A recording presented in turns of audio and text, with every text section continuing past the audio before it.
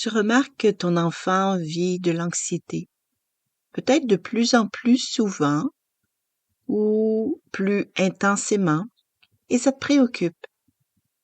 Peut-être que c'est toi, comme parent, qui t'observes à vivre de plus en plus d'anxiété et que tu voudrais comprendre quel impact tu as sur ton enfant avec cette anxiété qui s'installe dans ton ventre, dans un serrement de poitrine. Alors, bienvenue dans cet épisode se veut comme une table des matières. Parfois, la table de la matière est au début du livre. Dans ce cas-ci, elle est à la fin de cette série sur les 10 moyens pour éviter l'anxiété chez ton enfant. La famille, tout simplement. Le podcast pour les parents de jeunes enfants. La famille, tout simplement, c'est pour toi, parent, qui désire le meilleur pour ton enfant. Alors, bienvenue dans cette série sur 10 moyens concrets pour éviter l'anxiété chez ton enfant. Je te remercie de prendre ce moment pour t'arrêter, pour venir réfléchir avec moi et peut-être faire des prises de conscience sur ton rôle de parent et sur l'impact que tu veux avoir sur son développement. Si tu veux t'assurer d'être bien informé sur les prochains épisodes, je t'invite à t'abonner et activer les notifications. Alors, dans ce dernier épisode sur la série « Les 10 moyens concrets pour éviter l'anxiété chez ton enfant », j'ai envie de te faire un résumé rapide de chacun de ces moyens, histoire de faire comme une table de matière. Dans l'introduction, on parle de l'anxiété en général. Dans le fond, je soulevais l'idée que c'est normal de vivre de l'anxiété. L'anxiété est comme une forme de peur qui nous fait anticiper un danger qui pourrait arriver. L'anxiété est comme une façon de gérer un trop-plein de stress qui nous empêche de rationaliser et c'est comme si l'émotion prend le dessus. On subit beaucoup de pression comme parent, on peut vivre de l'insécurité. Alors l'anxiété peut se manifester de différentes façons, par des symptômes physiques, par une difficulté à calmer le mental. Elle prend possession de notre quotidien. L'anxiété, comme c'est une émotion, elle se propage aussi autour de nous. Alors c'est pour ça que c'est important de regarder quel impact qu'on veut avoir sur son enfant. Un premier moyen que je te propose, c'est les choix. D'avoir trop de choix pour ton enfant peut être anxiogène.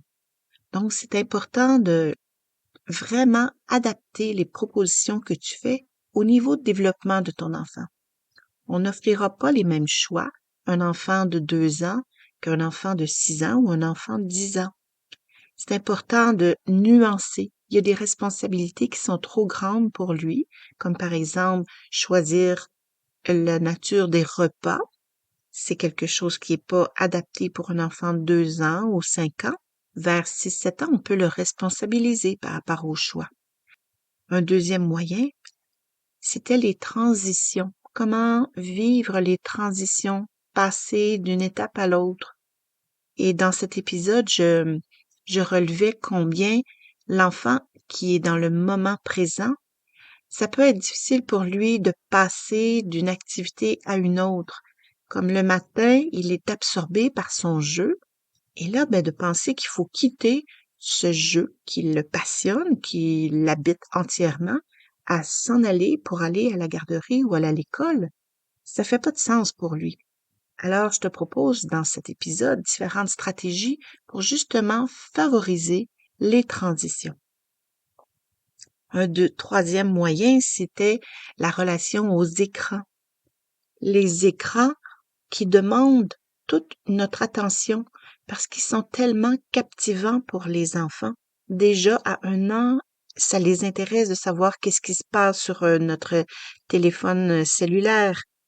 Donc, et on voit à quel point c'est nuisible pour le développement de l'enfant. Donc, comment on fait pour gérer la relation aux écrans avec nos enfants? Aller dehors, aller respirer du bon air, jouer dehors, dormir dehors. Et ce qui est intéressant, c'est qu'on découvre que aller dehors a un effet réparateur du temps passé devant les écrans. Donc, c'est comme si ces deux moyens-là étaient complémentaires. Éviter les écrans en allant jouer dehors plus souvent, c'est tellement plus stimulant pour le développement de ton enfant. Un cinquième moyen, c'est comment ne pas complimenter son enfant, mais plutôt l'encourager. Comment les compliments peuvent mettre de la pression sur son développement, peut être anxiogène si tout d'un coup il n'y a plus de compliments, parce que ça génère une motivation qui est à l'extérieur de lui au lieu de favoriser la motivation intrinsèque. Dans cet épisode, je propose différentes façons d'encourager ton enfant pour favoriser son autonomie. Un sixième moyen, c'est de doser le oui et le non. De plus en plus, j'observe des parents qui choisissent de ne jamais dire non à leur enfant.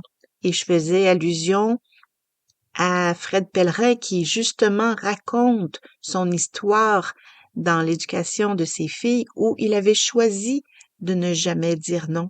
Et quel impact cela a sur le développement de l'enfant. Le septième moyen que je te propose, c'est de jouer autrement, c'est-à-dire laisser de la liberté à ton enfant quand il joue. On a souvent tendance à vouloir, pour stimuler le développement de son enfant, l'inscrire à différentes activités, favoriser les activités éducatives, pédagogiques, alors que le jeu libre est vraiment ce qu'il a le besoin le plus pour intégrer ses apprentissages, pour se pratiquer à des différentes habiletés, pour développer ses compétences. Le jeu libre est fondamental. Alors, dans cet épisode, je t'explique les conditions favorables pour installer le jeu libre pour ton enfant. Le huitième moyen, la vie va vite. Je sais pas si c'est le cas pour toi, mais que la vie va vite. Donc, c'est de prendre conscience du rythme de ton quotidien et je te propose différents moyens très simples dans cet épisode pour justement ralentir ton rythme et peut-être t'adapter davantage à celui de ton enfant. Le neuvième moyen porte sur le thème de protéger ou surprotéger. Quelle est la limite ou quelles sont les distinctions entre protéger et surprotéger? Je ne sais pas si tu as déjà entendu parler de l'expression du parent hélicoptère qui est toujours au-dessus de l'épaule de son enfant pour s'assurer qu'il ne lui arrive rien. Quel est l'espace que tu accordes à ton enfant pour qu'il puisse apprendre à gérer les risques? C'est ce qu'on aborde dans ce 9e épisode. Le 10e moyen, et non le moindre, prendre soin de toi. À la fin de chaque épisode, c'est le souhait que je t'adresse. Prendre soin de toi, ton enfant a besoin de toi. On peut penser que offrir le meilleur à notre enfant, c'est de lui donner tout ce que nous sommes, donner tout notre temps, toute notre disponibilité, tout notre amour. Mais si on roule à vide, mais tout ça ne sert à rien. Donc, dans ce dernier épisode, je développe davantage sur les moyens simples et efficaces de prendre soin de toi.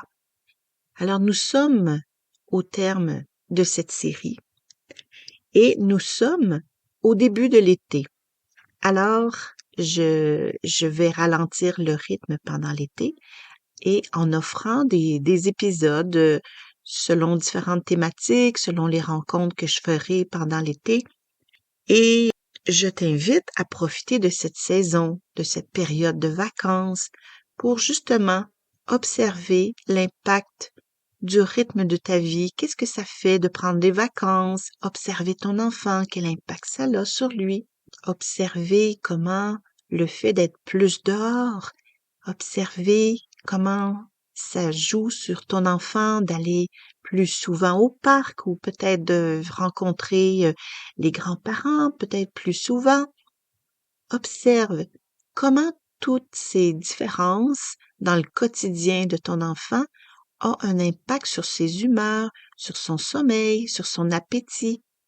et je te retrouve de façon plus régulière à l'automne avec une nouvelle thématique que je suis en train de préparer. Alors, je t'invite à venir me retrouver en septembre pour venir découvrir cette nouvelle thématique que je te prépare. J'espère te retrouver en forme, reposé, rempli de soleil, ressourcé, énergisé. Merci de ta confiance et à très bientôt.